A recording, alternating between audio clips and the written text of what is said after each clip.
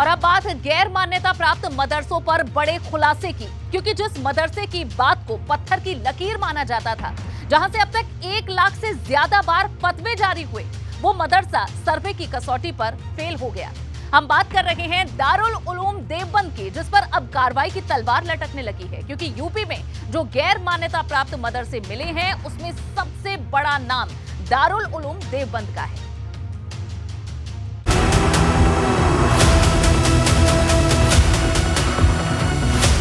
गैर मान्यता प्राप्त निकला देश का सबसे बड़ा मदरसा।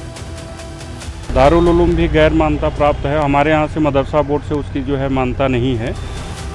दारुल उलूम देवबंद पर लटकी तलवार, अब क्या फैसला लेगी सरकार?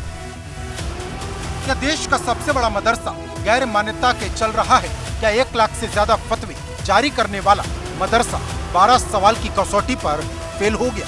ये सवाल सहारनपुर प्रशासन की उस रिपोर्ट के बाद खड़े हो गए हैं जिसमें 306 मदरसे गैर मान्यता के चलते हुए मिले, जिसमें सबसे बड़ा नाम दारुल उलूम देवबंद का है, जो बिना रजिस्ट्रेशन के सरकारी सहायता के बिना दूसरे स्रोतों से आने वाले चंदे से चल रहा। क्योंकि जब सर्वे में दारुल उलूम देवबंद से उसका इनकम ऑफ सोर्स पूछा गया तो ज़कात को अपना सोर्स ऑफ इनकम बताया।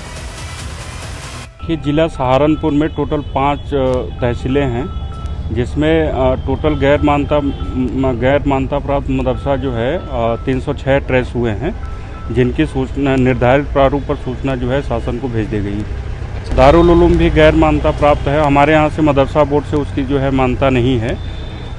मदरसा बोर्ड से मान्यता न होने से बस ये है कि उनको विभाग में जो योजनाएं संचालित हैं, जैसे स्कॉलरशिप हुआ, आधुनिकरण के तहत जो 3 टीचर दिए जाते हैं, उनकी सैलरी जो है विभाग देता है, उन सब योजनाओं से जो है वो लोग वंचित रह जाएंगे। दरअसल दारुल उलूम देवबंद मदरसे को 156 साल पुराना बताया जाता है, जो 1866 के तहत पंजीकृत हुआ। लेकिन जब देश आजाद हुआ तब भी ये मदरसा सरकार से नहीं जुड़ा। इसने यूपी सरकार और केंद्र सरकार से कभी अनुदान नहीं लिया। लेकिन अब इसके गैर मान्यता प्राप्त होने के बाद हड़कंप मचा है, क्योंकि ये वही मदरसा है जिसकी बात पत्थर की लकीर माना जाता है। लेकिन अब इसके भविष्य पर भी सवाल खड़े होने लगे हैं, क्योंकि जब सर्वे शुरू हुआ था तब सरकार की तरफ से गैर मान्यता प्राप्त मदरसों के खिलाफ सख्ती से निपटने की बात कही गई थी। कानूनी दृष्टि से प्रदेश में जितनी भी गतिविधियां हैं उनको हम चलने देंगे। गैर कानूनी और असामाजिक गतिविधियों को बिल्कुल भी लागू नहीं। आपको बता दें कि यूपी में मदरसों के सर्वे की जो प्रारंभिक रिपोर्ट आई है उसमें करीब 7,500 ऐसे मदरसे मिले जो बिना मान्यता के चल रहे।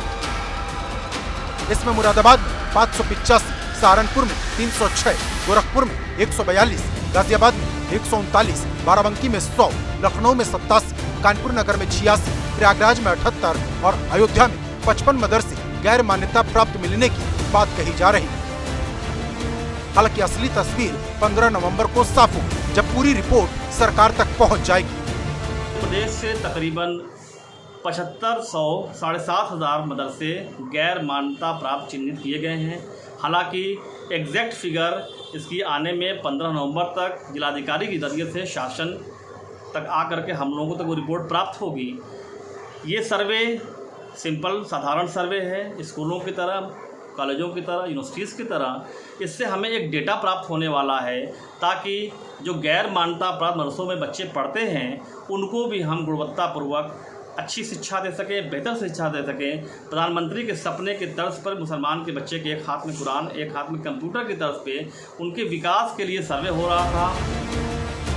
लेकिन अब सवाल इस बात का है कि इन 7,500 मदरसों में पढ़ने वाले बच्चों का क्या होगा? क्योंकि जब सर्वे हुआ था तो काफी हंगामा हुआ था, जिस पर दलील देते हुए सरकार ने कहा था कि उसका मकसद इन मदरसों के एजुकेशन सिस्टम को बेहतर बनाना है। अब सबकी निगाहें इसी बात पर टिकी हैं कि यूपी के मदरसों का सिस्टम सुधरेगा, और सुधरेगा तो गैर मदरसा प्राप्त मदरसों का क्या होगा?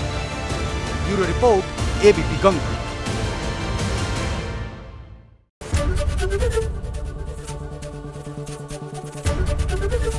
एबीपी गंगा, खबर आपकी, जुबान आपकी।